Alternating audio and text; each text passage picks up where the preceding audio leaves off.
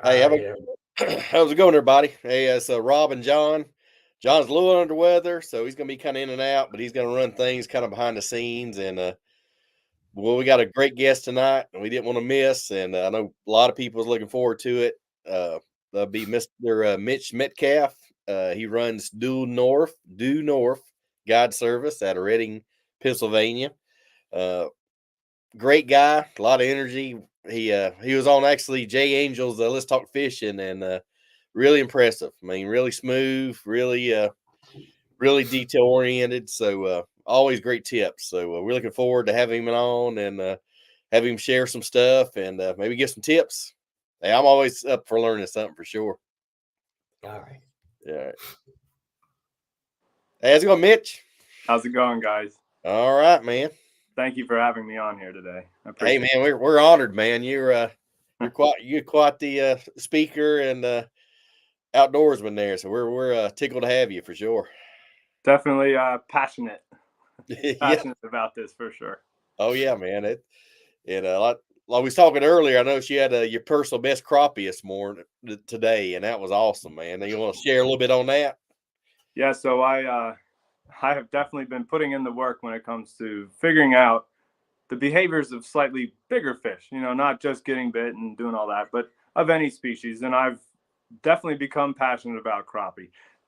They are certainly fun to catch, especially when you can get around them. But a lot of the techniques I'm using are the exact same things I'm using for bass. And turns out when you really put your mind to it and get everything dialed in right, you can actually target those slightly better fish. And as I practiced that, today I did end up catching a 3-pounder out of our lake, and I'm pretty pleased with that. Shoot, man, can't beat that. Yeah. But I have talked there's a lot of pros I know on tour when off season they'll go crappie fishing on their live scope, and I get them tuned in and fished with a young kid on the Toyota Series this year, and he was really good on live scope, and he said he got good crappie fishing with his live scope. He actually did some crappie tournaments, so it's all kind of related. So it's pretty cool. Absolutely. And you can learn a ton of stuff about how they relate to cover and how they actually want to feed out of the cover, whether it's down below or up above. And just all those little things are really beneficial as you go and target the bass during a tournament setting or just for fun. Oh yeah, I'm kind of in the South Central Kentucky area, and I fish at East Tennessee a lot. And I was at Douglas Lake in a Bass Open one time, and I had Matt Herron's son, and he made the final day to have co-angler. So I went there as a marshal, and I was his marshal, and he says, "Hey, come look at this." And he was throwing a deep diving crankbait, and he had a fish bite it. He was, bringing the fish into the boat, and this other fish was going back and forth trying to knock the lure out and grab it from the other fish. And he was asking me, he says, "What do we do if we're bringing two fish?" I said, "Well, you just have to cull out." So I called tournament director just to make sure. It's pretty cool. That's very cool. Yeah. No, it's incredible as a learning tool, especially. And my primary focus is guiding and teaching the techniques and strategies that I'm using to find these fish every day, and do it on kind of a tough lake. By using this technology, I can actually show and show people exactly what's happening down there and what the fish is doing to that lure. But then to turn around and not look at it and keep doing it and practice that actual technique, because that stuff, whether you can see them or not, that's what's going to catch the fish. And I think that's hugely important. Yeah, definitely.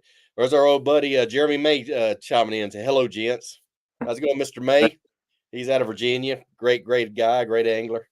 But yeah, it's amazing. I mean, you see fish how they react. I know some guys, they'll fall all the way to the boat and they'll change colors or sizes, throw it back up there and get bit. It's just amazing how that opens everybody's eyes. So 100%. I mean, the choices that you can make and the quicker decisions throughout the day based on what you're actually seeing in real time happening. It's the same as if you throw topwater out there, one misses it or short strikes it or whatever, you can at least make a decision based on that of what to do next. Yeah. And I feel like if we utilize this technology right, you can learn a ton of stuff. Oh yeah. If you throw in a buzz bait or something and they miss it, I mean, they wave their hands, "Hey, I'm here." So yeah, follow up with a stick bait or something. So Well, and Yeah, in the past, that's how we had to do it, right? You had to put your bait in there, get bit, get a short strike, and then make changes based on that, or yep. go 6 hours without a bite and finally tie something on that worked, and go from there. But now we can do that a lot quicker, for Oh, sure. yeah, definitely, definitely. And it amazes me, like guys that use it all the time, like Jacob Wheeler. He'll go over and say, "Oh, that fish ain't ready to bite," and come back 30 minutes later, oh, he's ready, and then catch it. It just Mm. blows my mind. Hmm. Yeah, and seeing that stuff, especially from a tournament's perspective, I mean, they can save a ton of time just by rolling by something. But again, is that really how we should fish every day if we're trying to learn stuff? Maybe not. But for them, especially in a tournament setting, to cover a ton of water quickly and just make those key decisions, that is super helpful. And we can, just by watching it, we can see a ton of things ourselves and learn a lot from these anglers doing that stuff. It's great to see. Oh yeah, I think it's amazing when you have a ball shad and then you have some fish around it, and you have the big fish under it, waiting for the shad to come floating down or flickering down, and Yeah. it happened quite a few times. And those are fish, oftentimes prior to this, we were never even targeting them. Yep. Some of those top anglers, Keith Combs and Kevin Van Dam, these guys have been doing this stuff for a long time prior to the live scope. But it is all about how those fish are relating to what's underneath them. And I think that's very important. And whether that's just fish swimming out in the open and they're relating to the bait ball, or if they're actually relating to a ledge or, brush pile way down there below them, these are things that, I mean, we should know, and we should be able to find out, even with or without live scope. Yeah, and I like a lot on like Chickamauga, these TVA lakes. Like I'm around, there'll be like a river channel, and they'll right where the river channel goes deep, they'll just suspend out there, just Okay, on out, and just suspend out there around nothing. Looks like so. It's sure, amazing. sure. And now, in those type of situations where normally you would maybe pick up the trolling motor and leave if you saw those fish backed off that far, or even now if you have live scope and you can't get them to bite. But then there's a whole nother element. Now we can turn around and sit the boat shallow instead of deep, try to pull them back over to that ledge and get those fish into a feed position. Now all of a sudden things can change in a hurry. And, a lot of these guys have been doing this for a long time. And now all of a sudden you can start to cheat the process a little bit just by using the information that you have. Oh yeah, Pretty, when pretty, TV when they start running the water, you can tell. I mean, they'll position, and I mean it makes it a lot easier. When they're not running water, it's a lot tougher. But when they run that water, it's amazing. Yeah, and I mean I also fish on the Susquehanna River, and I go there specifically for the current. If you can't, it's wintertime here, so water temps are low. They're not really super active, but if they're in that current or they turn that water on, like you're saying, they just have to feed. They're going to put themselves in that perfect place. Um, but now, what do you do? Like if that doesn't happen, you have to have another way to sort of get bit or at least get some attention. Yep. And I feel like there's a ton of techniques that we can use to do that, namely a swim bait or a crankbait, some kind of moving bait um, based on your water clarity and your conditions and all these things. These are tools that we should be using to try to activate those fish, right? Yeah. Yep. Rather than just leave them alone. Like you may not be able to just go find a whole new school of fish if you had been catching them. Um, especially as a co-angler, there's a lot of things you can do on the back of a boat if you're not sitting there watching the live scope, which you may not be able to do. Yep. You're kind of at the mercy of what you can do with your rod and your actual lure on the bottom. Yeah, I mean, I've had an instance on Fishdale Hollow a lot, and I Okay. was actually with a boater, younger guy, and he was doing pretty good, and he was going pretty fast. So I just dropped the drop shot behind the boat and dragged it, not shake it, just dragged it and started getting them like that. And finally, about the fourth fish, he says, "What are you doing back there?" I told him. He's like, "You showed me how to do it," so I showed him how to drop shot like 5 minutes, and he started catching them. Which I said, "Hey man, I got hooks and sinkers, anything you want." So made a good day. It's pretty Very cool. cool.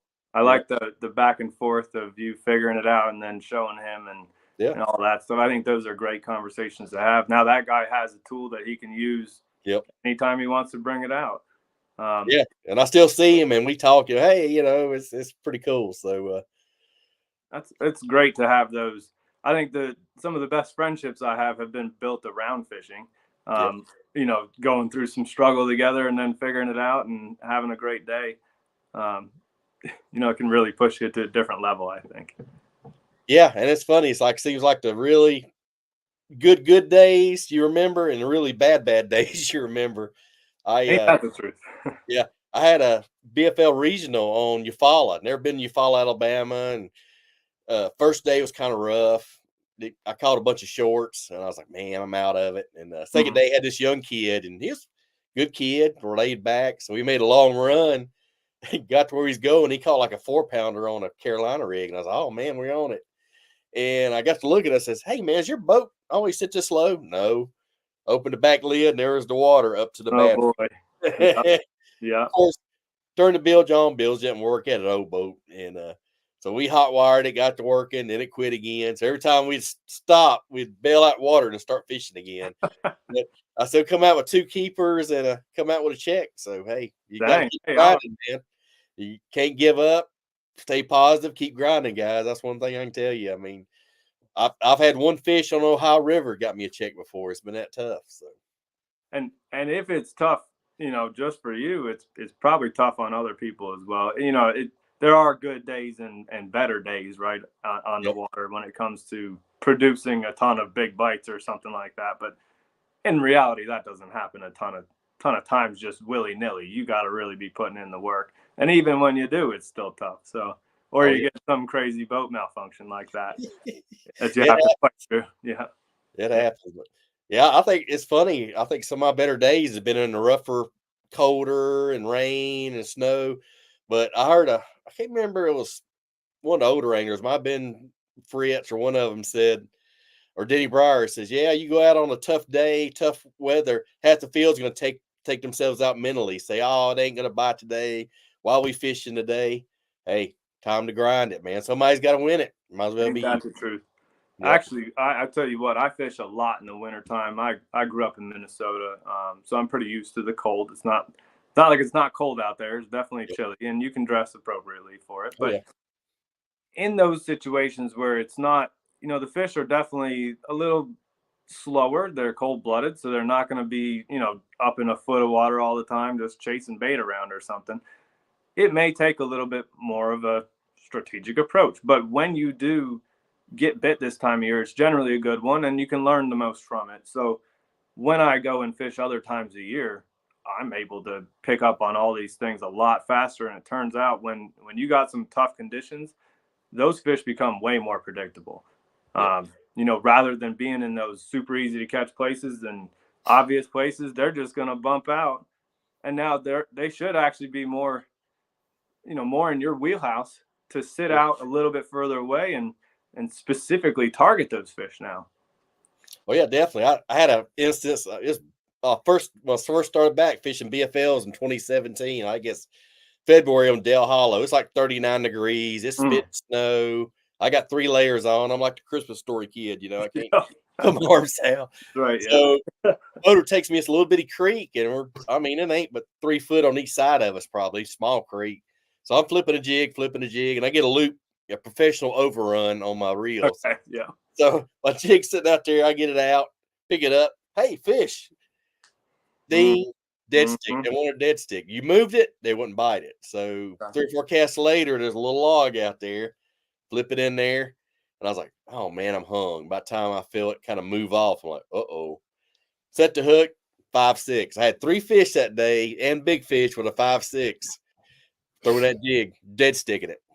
Fantastic. No, and that is, I tell you what, one of the most deadly approaches for targeting, specifically targeting not only big fish, but fish that are just maybe hanging out away from all the other fish, or Yep. maybe they don't want to be a part of the commotion. Sure, when they're feeding in that 30-second bite window that you got, great, they can all be caught. But after that, there's a lot of things that those bigger fish do. They want to be on their own, a little more isolated. They want it a little slower, but they're very willing to eat something that is more, I don't know, more in their face and a lot more around the cover that they're actually relating to. You know, if they're sitting way out away from it, that's one thing. But if they're sitting next to cover, just like you said, you may have felt like you bumped a log or you were stuck on a log or something, and then all of a sudden there goes your bait. Yeah. That fish was sitting there ready. It maybe didn't want a crankbait going over its head 100 miles an hour. Yep. You know, so you may have to slow down and really maybe not dead stick all the time, not move it. But I fish a lot with tension on my line, you know, positive control over a bait, making sure that I'm contacting the bottom the whole time, dragging a lot, stopping when I hit something, leaving it sit there. Those are the kinds of things that produce big bites, especially in a tough condition. Yeah, I mean, or have like a limb and you like yo-yo and your lure there kind of real slow. I've had that work, several times. So, Absolutely. but yeah, like I said, that first clue, I was sitting there getting my loop out, had the jig sitting there. I had to pick up, hey, that's a clue, bing, light went off. Luckily, I picked up on it. That's right. Yep. But I'm talking about sensitivity now. Do you use all fluorocarbon or you do a little bit of braid? What's your favorite setup on that? So for my spin rods, I'm using braid as a backing, and then I'm using P-line for everything. Just a little fluorocarbon coated line, copolymer. It's pretty cheap, honestly. I really haven't had a problem with it. I feel like it's abrasion resistant enough to go through a tree, or, I'm not flipping into a hyacinth mat or something in Florida. I'm fishing open water most of the time. If I do encounter grass, it's not very thick. But I flip trees and stuff with 15 to 20 pound. But for most of my out in the open stuff, I'm using 12-pound P-line Fluoroclear. And on a spin rod, I'm using the braid so it doesn't, wind up on the reel and all that. You can cast a lot further. But then on a bait caster, I'm going straight P-line. I got you. Yeah, I have a lot of young kids, like, high schoolers, even junior high guys in the fishing clubs, and they ask me, hey, start out with mono. It's an easy to cast, cheap, because you're gonna have some issues here and there, but it's pretty forgiving. So definitely, yeah, I think as far as the forgiving aspect of things, maybe straight fluorocarbon is not the way to go for your first thing to tie on. No, but definitely, sticking with something that doesn't have quite as much stretch really can improve that hookup ratio. And with the braid on it, I mean, there's no stretch, so you're hitting them hard every time. It doesn't really matter what you do. Yeah, that's why I use my drop shot. And man, when you rear back, I mean, it's 95% you're on there. That's right. Even smallmouth, crazy as smallmouth are. I mean, it's amazing. And there's one thing I actually really want to talk about a lot, because I don't fish a drop shot much because we don't really have, crystal clear water. They're not seeing it from 4 feet away or anything. Most of the time it's 6 inches. So rather than drop shot, I'm often just on the bottom. But the idea of that drop shot, it's got the hook in the upright position, so that hook, is up there, and it's going to hook them right in the roof of the mouth almost every time. As long as you have your line tight and you keep tension and you set gently, it's going right through their nose. Oh yeah. As I fish a swim bait or a Ned rig or even a jig, rather than a Texas rig, I'm often dragging that bait with the hook in the upright position. So rather than a weight and then, drop shot, I'm just doing it on the bottom. But same thing, open hook, just good hookup ratio type of stuff. I feel like that is super important, especially with a swim bait or something. Oh yeah, definitely. I mean, you could drop shot a swim bait. I've drop shot a tube before. I mean, it's so versatile. And in fact, this year I think I caught as many fish shallow.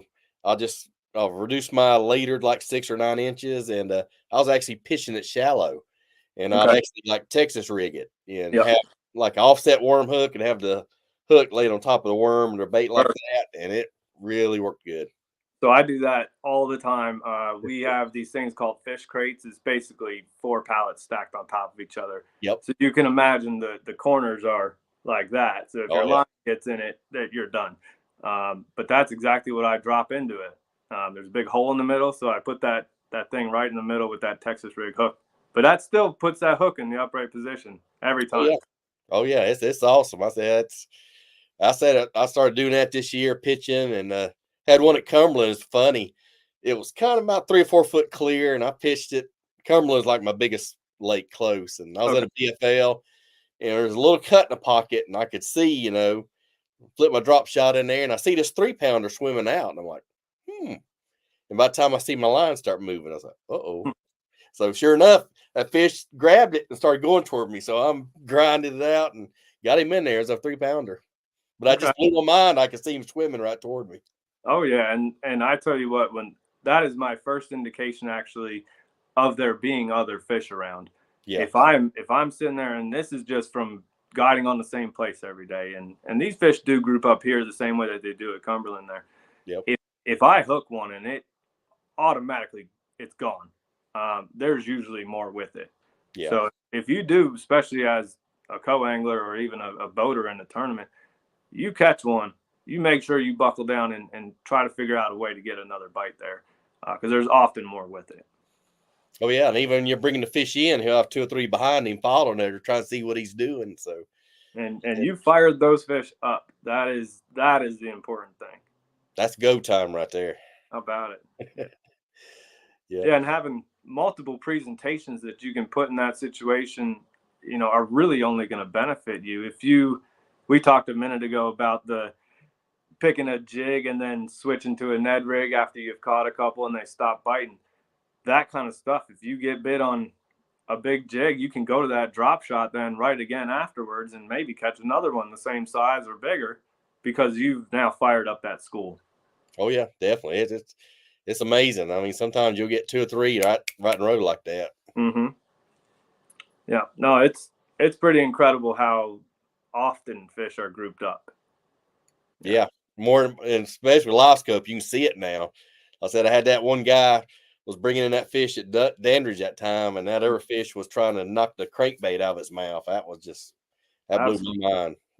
No, absolutely. When they're on, they're on. That's for sure. You can't really do much to stop them.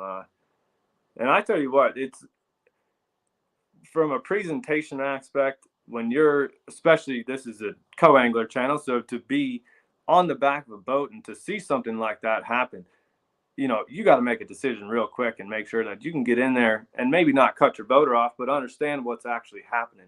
Those fish did get fired up. They will go back once they leave that area. They're going to go back to cover as soon as they're done and they're out in the open. They need to feel safe again. You need to throw another bait in that area generally and fish it a little slower because you often will get another bite doing that. Yeah, I know some old co-anglers that was like on a Red Man back before BFL, and a lot of them will like cast behind a boat, old Carolina rig or something, just drag behind, and they'll school their boaters sometimes doing that. Absolutely. I mean, that's a deadly way to fish, right? And you're probably going to catch some big fish doing it too. Yep. Just the more time that you spend, in that strike zone. And oftentimes when bass feed, they're feeding on one or two surfaces, the top or the bottom. Yep. Rarely are they just going to be out in the open chasing stuff around. And if they are, it's probably clear water and you're going to have to use some type of bait to get that attention. But if you're sitting there and you have an opportunity, right, to try to get just any bite of anywhere, you need to have a way to figure that stuff out, right? You got to go break down the fishery. You got to go learn all this stuff. Well, how in the heck do you do that unless you have something that you're super confident in, right? Right. And I feel like you guys have sort of nailed it with the drop shot and the drag and stuff. The point of that is you're always on the bottom in that strike zone, and when you hit something, you've now hit the thing that fish is hiding next to. Bass are ambush predators. They want to shoot out and grab their food real quick and eat it. They don't want to chase it around out in the open forever like a striper, Right, or a muskie or something. They want to be near something so that they can feed efficiently. If you are on the bottom and simply bumping into everything, the chances of that happening and you encountering a fish goes way up. And if you have like an exposed hook or an upright hook, the chances of you hooking it in the roof of the mouth goes way up. Chances of you losing it goes way down. Those are things you can actually do as a co-angler to help yourself. Yep. Yeah, definitely. I mean, and that, like for the tournament, Friday night we get paired up, and usually I call my boater and we'll set, where we're meeting, and I'll always ask him at least 2 questions. I don't say, hey, where are we fishing or nothing like that. I'll say, are you going to be fishing shallow or deep and slow or fast? And usually they'll tell me that. I won't, ask, what creek we fishing or nothing like that. I don't expect them to, yeah, you just gotta, and it kind of helps me in my mind say, okay, we're going to be blasting down a bank on 9 or 10 on trolling motor. So it puts you in a good frame of mind for next day. Kind of expect, what's going to happen. So. Well, and those are the things that really matter, right? You can't help that you're going to whatever creek or this inlet or wherever. Yep. You're at the mercy of wherever you're going. So you should know what type of thing you're fishing, and you should be prepared for it. And every tool has its job, right? Oh, yeah. You're not going to go, well, hopefully you're not going to go throw a weightless Senko in 60 feet of water out in the open around nothing, right? It doesn't really make much sense to do that. You could pick a different tool. So if you know those things that your boater's doing, yeah, by all means, you're going to be way more prepared. Smart questions to ask. Yeah, and then there's also, talking about Senko, I try to get plastics like a Senko. You can drop shot it, you can Carolina rig it, you can wacky rig it. Something like that you can use for 4 or 5 different techniques at different levels too. So you got to think about that. So Absolutely. it seems like every year I go coingling and my bag gets smaller and smaller. So very good. That's a good thing. Very good. You are definitely an evolved angler, that's for sure. Yeah, you just got to multi-use plastics, they said. So yeah. And look, there are days, sure, throughout the year where you can get them fired up and just keep catching them left and right on a crankbait or something like that. But when that stops, you got to know what to do, and to have a versatile system that works for you, whether that's weightless, Senko, drop shot, Ned rig. Now all of a sudden you're covering 3 different bases. Yep. Or even a fluke style bait up high. You really can cover the entire water column with just a few simple tools, really. Yep. Yeah, for sure. We got James Wheatley's checking in. It says from Central Kentucky. Hey, James, I'm from Berea area, so I'm right there with you, brother. And also, he's got a question. He says, I typically go in just wanting to know the depth or which end of the lake, depending on the lake. And that probably has a little bit to do with water clarity or something like that as well, especially on those big lakes where it can really change from end to end. Yeah, and usually on the dam side, it seems like it's always clearer here, seems like. Okay. And that should dictate how you fish, right? If you are in that clear water setting, you're going to fish it a little bit differently than that dirty water setting. Definitely. And color selection is a little different too. So for sure. Yep. Yeah. But if you happen to go to I know a lot of guys ask this, if you go to like a new lake and your first time you've been there, you kind of scout around and kind of see what the cover and the clarity is. How do you kind of break down a new lake when you first get there if you go to one? That's a great question. First I'm going to sit at home and go over maps and maps and maps as much as I can, especially if it's a big lake. Try to section it up a little bit. But when I get there, I'm going to take a look at what's happening up there and in the water. Okay. Yeah. I want to know what condition the water is in and if there's sunshine. If there's sunshine, I will often go completely offshore or around cover almost immediately. In the morning, fish are going to be roaming around. So I'm going to probably pick some type of a long point leading up to a flat, somewhere nearby the boat ramp that I can make real quick casts and try to at least get some type of a bite going to see what depth I'm getting bit at the most. So as I fish around the lake, I'm going to just try to start going, right?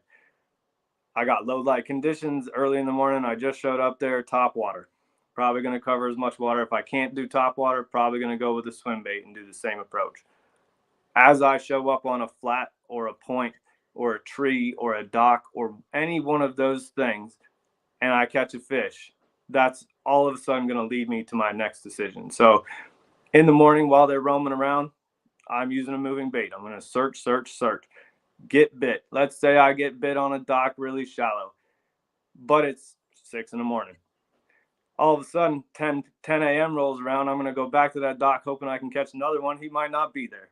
My next move is to go out to some kind of a piece of isolated cover out in a little bit deeper water. And as I'm driving around the lake doing my just normal searching, I'm marking everything that I see that sticks up off the bottom. especially on my side imaging. As I do that, I am going to try to sink my bait into every single piece of cover that I can possibly find that has a dot next to it. Okay, and that's with or without live scope. You don't really need any of that, but to be able to contact the cover is very important. So as I'm rolling around, if I catch fish on a point or something like that, I'm going to always search out around it for isolated cover, and that's what I'm going to be marking on my graph. Not necessarily, oh, I caught a fish here. That doesn't matter at all. That fish is going to swim away. But where's it going to swim to? As I continue to break down the lake and search somewhere, if I can't get bit, and let's say it's clear water or something, I'm going to go look for the opposite water condition. Yep. So let's say I've gone for 4 or 5 hours, can't get a bite. It's pretty clear. I can see fish swimming around. Nothing's happening. I'm going to go look for dirty water. And then I'm going to go shallow. Yep. Because in dirtier water, you just have an opportunity to catch those fish that are relating to the closest cover that they can find. And they're just going to be closer to stuff anyway overall because they can't see. So as I break down a lake, I'm looking for specific areas that sort of meet those criteria. The deeper I can go, the better. This time of year, typically, something related to deep water, but has a gradual point or something. Those are places where you're always going to have fish swimming by. Something that leads into an area where there's some shallow water. Great stuff to look at. Now, the problem is a lot of places kind of look about the same all over the place. Well, in that case, to simplify it even more, I'm going out, I'm looking for huge areas that have nothing. And then all of a sudden, there's one thing there. Yep. That's an area where you could potentially win a tournament. So as I break down a lake, those are kind of the key things that I'm focused on. Yeah, I've seen points like one little tree on it and just be loaded. It's amazing. Yeah, usually, a place that just has tons of stuff, whether it's a bunch of laydowns down the bank as you're going along. If you're flipping shallow, you're looking for fish in 1 foot of water, right? You're going to have to hit every single tree, but that's where they are.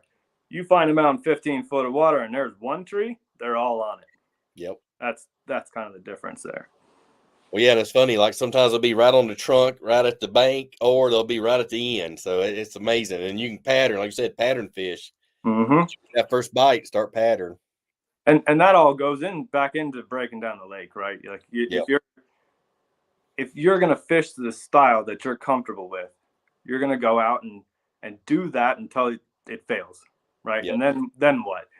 I'm often gonna have some type of an approach where I'm fishing deep water, nearby shallow water. I can do all the different techniques that I know in a small area and try to figure that out. Yep, definitely. Let's see, we got a couple of comments. Got Barking Rugers. That's my boy Joseph. Hey, what's up, Joseph B? Hey, and James Watley has got a good question. He says, I need tips on something good to throw when a guy's live scoping on Dale Hollow, Rob. Yeah, that's tough. I'm still kind of figuring that out, James, tell you the truth. I have if he's close to shore, if he's fishing deep, but I can shove a Carolina rig to shore, I'll do that. I've tried, the jerk baits, even like the little, like you said, swim baits. But I hadn't figured out 100% that, but I'm still, that's some things you might try. And of course you can do drop shot. Like I say, you can drop shot. I had a tip from Ben Milliken one time. I asked him about that. He says, yeah, when your boater brings in the fish, he's gonna have the followers. So drop a drop shot or a little swim bait. Don't cast up toward him, but like where the console is, they'll be still hanging around. So you may get a straggler or two. He said he had a co-angler do that. So I may give you a few tips, but I'm still trying to figure out the magic potion on that. But that's a few things you might try.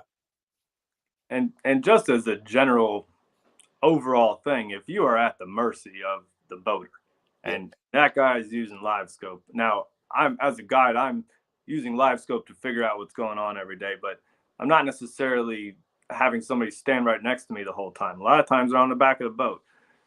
The technique aspect of how you're fishing your lure is very important. If you are on the bank, you should be casting straight at the bank and making sure that you follow the contour of that slope, especially on a place like Dale Hollow. Those fish can get, way down into that stuff. If you work your bait down further, and slower and tighter to the bottom, you are often going to pick up fish even way down on the bottom of a drop off, especially if that guy's sitting there trying to scope something out in the middle of a creek bed or something like that. If you are out in the middle, oftentimes a swim bait is a great tool. This is something, though, if you're fishing it up high, go big. Don't be afraid to go big. These fish can eat all sorts of stuff. I catch 2-pounders on 6-inch lures all the time. Doesn't matter. Smallmouth, too. Yeah. If you're above their head, it's okay to go even really big because now they can see it, especially in 70 feet of water like Dale Hollow. Yep. If I'm closer down to them, if I know they're all in 30 feet, though, I might go down to a 2.8 or a 3-inch bait and try to keep it perfectly level with those fish. As I'm fishing, I hit the bottom, start reeling really slow, pick my rod tip up gently, and I want to be feeling tick, tick, tick of the bottom.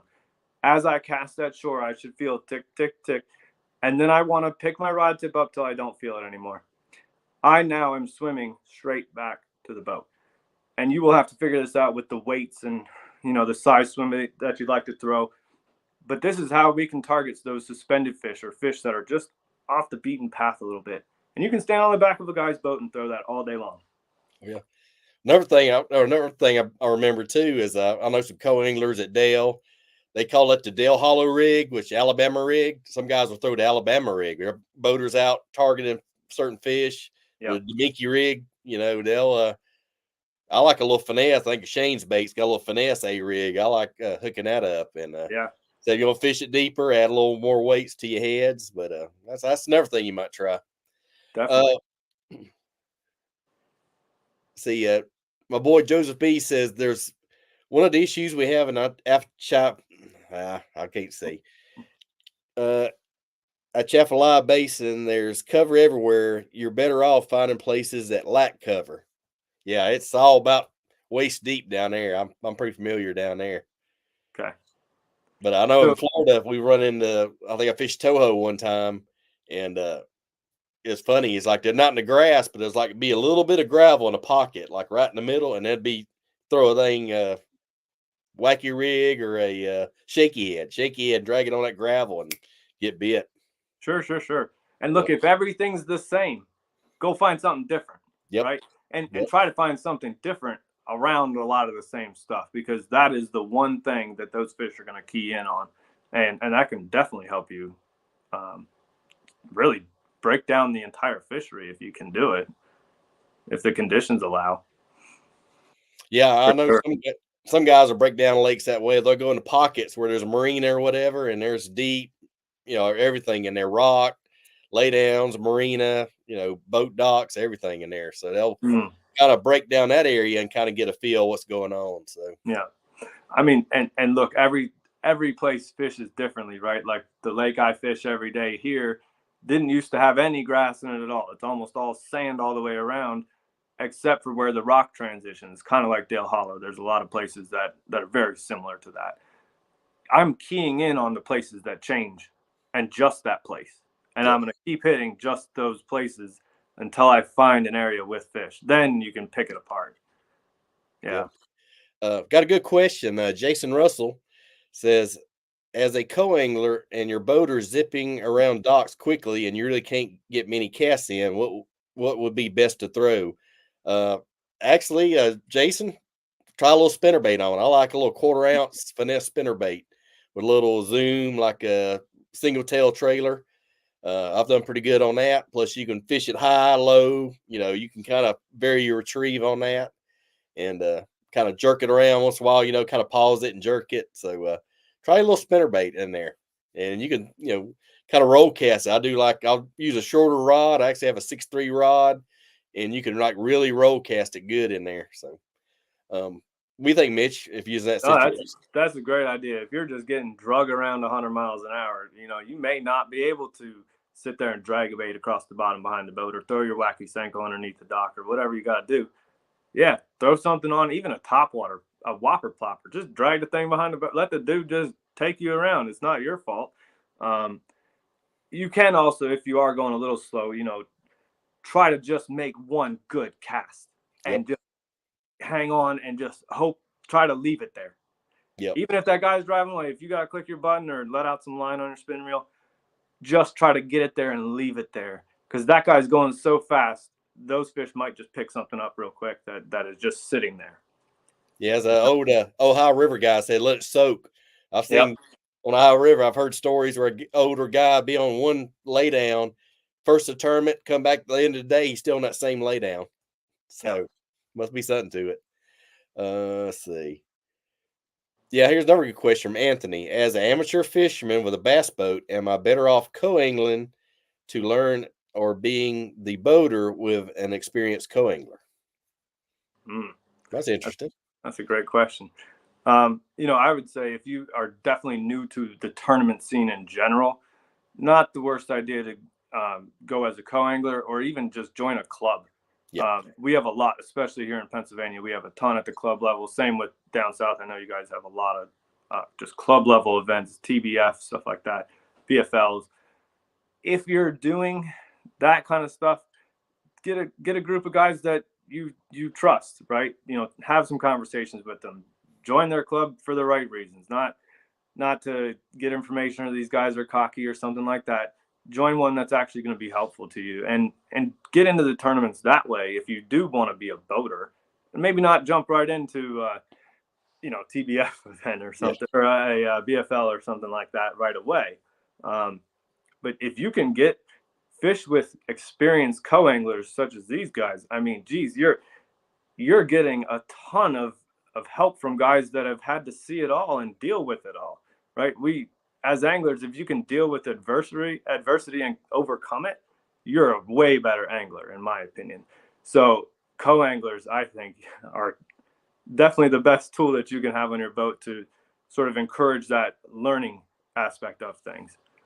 Yeah, another thing, I got lucky when I first kind of started back into fishing. I had a team partner, older guy I met here in Richmond, and a great guy. He taught me a lot. We just hit it off. Consider like going as a marshal. I did that for a little bit, going as a marshal, and you can just sit back and watch the guy all day. It gives you, a bird's eye view, everything, how the tournament runs, how to launch, and, pretty cool. So I suggest them two things too. Go in as a marshal at least once and say, hey, I really like this. And it really gives you bird's eye view and everything. And then I said, being a team partner, find a guy, maybe an older gentleman or somebody's been around for a while and fish with him. It's like you said, invaluable. It is invaluable. Yeah. Yeah. Especially, I mean, we have a lot of resources online now, people looking for boaters and people looking for co-anglers as well. There's a ton of resources for people locally for you to link up and either just go fishing or go enter a tournament together. Yeah, definitely. And James got another good question. He says, had a pretty good season the last 2 years, but really fell off at Smith Lake last year and Eufaula and Norman this year. Is there something I'm missing with the spotted bass lakes we're drawn the past 2 years in the regional? I've thrown everything I can think of that I throw in our division tourneys. I actually did fish Eufaula, and I had a tough first day. I mean, I caught a bunch of shorts. Second day, I had enough to get a check. I was drop shotting. And it's funny, what I caught on drop shot, what worm and color worked first day, didn't work second day, and I did a color change and started getting bit again. But spotted bass, I don't know if you guys got spotted bass much where you from, but shaky head. I mean, shaky head drop shot, those are like bass candy. I know, especially on Cumberland. So, but yeah, spotted bass can be kind of finicky, almost like a smallmouth sometimes. But if I had two lures to go to, if I had spotted bass, had to go catch them, get bites, that'd be two I'd do. That's great stuff. I mean, especially, I don't know how much, does that place have a lot of open area where you're fishing up high and stuff like that? Or are you on the bottom, making contact with stuff on the bottom? Is that more what it's like? Because you're mentioning two techniques that I really like to use, and staying on that bottom and getting that bait up there just a little bit so they can see it. But a shaky head being down on the bottom and getting them to commit to that bait because it's on the bottom. That's very important, I think. And I'm sure they can see a little better there. The water's pretty clear. But are you targeting them while they're swimming around, or are you targeting them when they're stopped on a place. Those are two very different things. And I Yes. feel like as a co-angler, you are kind of at the mercy of that. But if you're a boater, put yourself in the best scenario for you to have the best hookup ratio and actual chance to get those fish to bite. Out in the open, they're swimming fast. Oh, They're cruising. So, but they're going somewhere. yeah. They want to be able to ambush their food. Find that place that's nearby that sticks out, even if it's just a rocky seam or a tree or whatever. Try to hit that place as often and repetitively as you possibly can. Yeah. I run that north one time. It was transition banks. It'd be like chunk rock and then big boulders. But when Mm, that transition right there, it seems like it's laying in that transition. yeah. It was like November. It was bad weather, but they love that transition. It could be gravel to chunk size rock. I mean, wherever that met, they was there. Yeah. And sometimes they're just sitting there, right? And then other times it feels like you'll show up, hit it a couple of times, and then bang, all of a sudden you catch one. I think a lot of times they are swimming by, but they stop there because that's where the food is, right? That's their best opportunity to feed, right in that place. So they're going to hesitate on those places and then keep moving. But if you know that, then you can pattern it again, right? Yep. You can keep moving down the lake like that. Yep. Yeah, James, it was funny. That's the first time I ever been in Eufaula. It's just amazing. Almost all the grass is gone down there. So it was a little different than what I was expecting. Uh, but I fished Gunnersville a couple years ago, and I think we had it was Toyota, so there's like 325 boats. We had like a 2-hour fog delay, so we're all sitting there like corks, bumper to bumper for 2 hours. And that Nico rig, like a Cinco with a Nico rig style with the sinker in the head, that thing comes through grass pretty good. You'd be surprised. Mm. So I've been fishing that a little more of late. That's I like the difference between that. You're talking about throwing some finesser style baits Yep. around the grass and Yep. coming through the grass clean, right? Like I Yep. don't fish a ton of grass anymore. We don't really have it in our lake, but now we're starting to get some. Sort of the opposite of Eufaula right now. Yep. As I fish that stuff, I mean, if you can't come through it clean, well, you're just going to have a bunch of stuff on it, right? You got to Yep. make sure that your bait is fishing thoroughly through this stuff. And whether that's a tree, rocks, or grass, make sure that that thing comes back clean or is actually able to rip through the grass or just slide right over it. Those are the things that really make a difference, I think. Oh yeah, definitely. And then on that Nico, I found if you keep your rod like up high, Mm. almost like acts like a guide, keeps the grass off. If you keep it up, and still when they bite, you just got to pull back. So I mean, it's That's it right there. yeah, it's deadly. That sort of leads to how I fish a swim bait often, especially out in open. My rod tip is up, so my line angle is like this. Yep. When they come up and hit that, they're actually bumping their nose on the line. So my Right. line's tight the whole time. As they hit that, I'm actually feeling that bite. You know how if you're rolling and just goes slack on you and you're like, what the heck was that? Yep. And you may not even feel those bites. While you're in that rod position, they don't stand a chance, especially on an eco rig. Yeah, Yep. absolutely. That's huge. Yeah, I had a mag draft that I fished the Big Bash for the first time last year, my buddy, and Very cool. I had a mag draft, and I said he like pushed it. It was like nothing was there, and I like caught up to it, and I'm like, "Ooh!" And then he hit it again and got him, but he hit it twice. Crazy fish. But catch me a check. He has 4-pounders. He asked me a check. So That's right. Hey, when they go after something like that, and especially when they commit up high over their head, they're gonna eat it. oh yeah, Unless they get a little hook and then they come off or something like that. If they don't get poked, they want to come back after it. So take your time with it. yeah. Sure. Or I've seen guys actually have one strike like that, and then like let it fall, and jerk it or something. That crazy movement will set them off, and they'll grab it. Absolutely. Yeah. Yeah. 100%. But yeah, you just got to change direction. Something like crankbait, where you're cranking a crankbait, stop, jerk it down. Just got to do a little something different. A little, like you said the other day, detail. Little details makes all the difference. Yeah. Yeah. And the difference between, a reaction style bite versus a feeding bite, on that Nico or a swim bait or something like that, you are genuinely getting that fish to commit to that bait up high. They want to feed on it rather than, they can see 2 inches and you're ripping a crankbait 100 miles an hour and they're just reacting to it. A lot of times you catch them in the side of the face or something like that, because they can't simply find it. While you're fishing up high, do that in a slightly clearer water setting. Maybe the mag draft thing isn't going to work in 30 feet of water while it's mud, right? You're going to have to pick the best tool for the job again, for sure. Yeah. And you found the right thing. That Big Bass Bash, that's a fun tournament. Good for you. Oh, that was the funnest tournament I probably had. I mean, because we had a house and there's a little bitty boat launch like a half mile from there. So we launched out there and it was pretty cool. Very cool. Yeah. And it's funny because the boat broke down on the way to the weigh-in. So we had to have our buddy tow us in, and time I weighed in and all that, we still had like an hour. He says, "Well, you want to fish here by the weigh-in?" I was like, "Sure."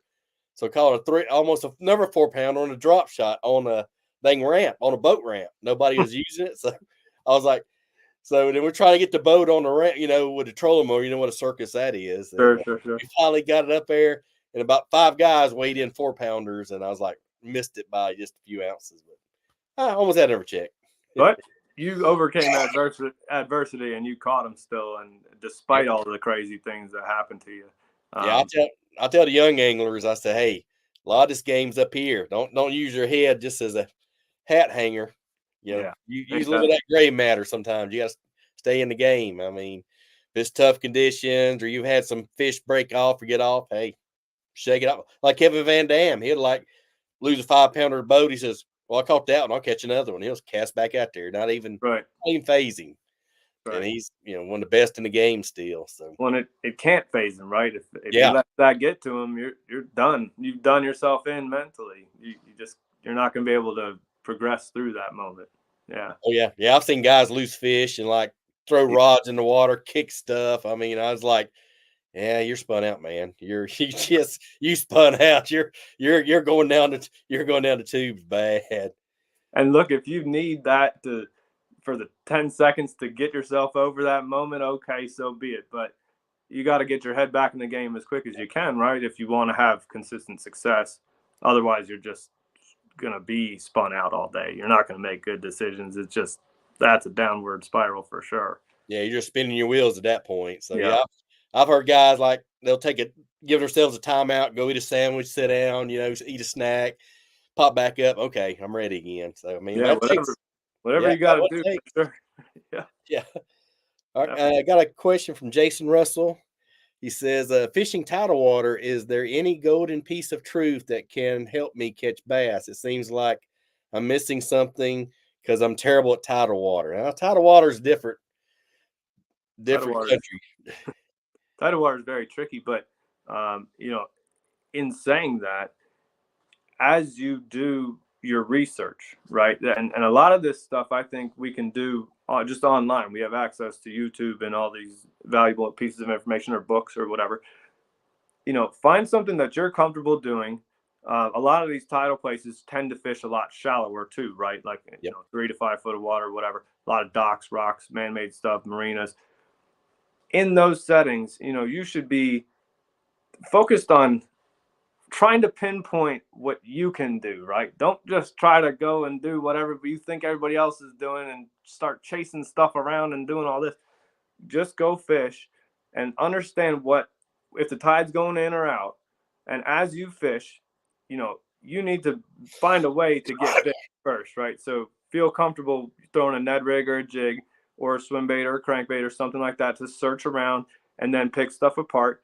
As you're doing that, if you get a bite anywhere, that is just such an important piece of information. Or if you even know somebody caught one off a wall somewhere, 20 minutes ago, or you see a guy catch one, take that information and put that to use. Go and fish the same type of thing that person's fishing or you caught a fish on, and go do it in other places, because oftentimes it doesn't even matter what the tide is.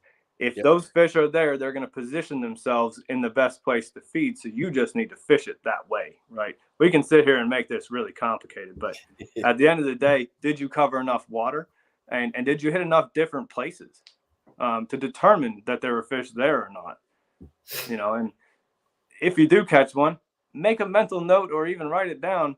what that tide was at that time. And that's how you can start to pattern that. But until you get bit a couple of times or have any confidence, you're going to be struggling, especially on a big place.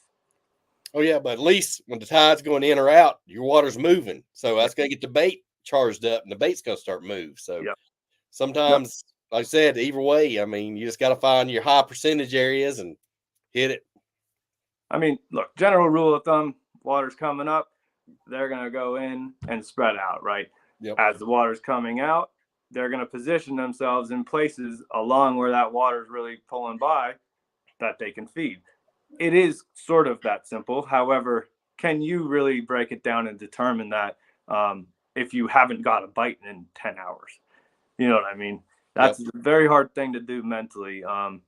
But just stick with it. I think if you keep casting and you keep hitting different places and recognizing what's happening, all those little details, if it's going in or out, you now should be able to make a decision based off of what you're seeing. Yep, or you get that one bite, like I said, let it clue you into where they at and what they want. Yeah, and I don't even care if it's a short strike or if it's a bait fish or something, just something to get you going in that right direction. Yep. Yeah. Yep, let the light bulb go off. Boop. Right. And, most of the time, you're either moving your boat too fast or you're moving your bait too fast while you're covering water.